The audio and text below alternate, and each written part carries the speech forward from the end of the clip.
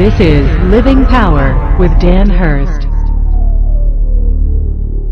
It's at this point that Jacob says something very interesting. It's in verse 18 of Genesis 48. He stops right in the middle of all of these prophecies, and he just says this one thing: I look for your deliverance, O Lord. The interesting thing about that is that the word for deliverance is this word, Yeshua. That's the word, deliverance. It's also the word for salvation. And so what Jacob was saying, in essence, was that he was calling out for Jesus. He was calling out for Yeshua. I look for your Yeshua, O Lord. I'm looking for Jesus.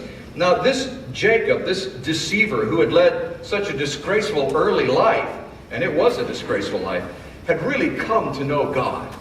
He'd really come to have this personal relationship with the Lord. And in fact, within the prophecy concerning Joseph, he lists 5 great titles for God. Look at this. It's in Genesis 49. This is in the middle of the prophecy for Joseph. Genesis 49, verses 24 through 25.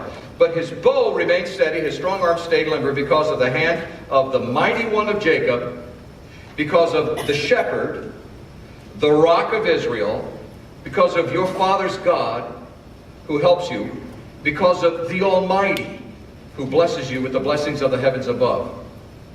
So this one who earlier in Genesis, when we were studying about Jacob, we saw that he referred to God as the father, or the God of Abraham, or the God of his father, but he never had that personal relationship with God. He didn't really know him. He hadn't come to know him.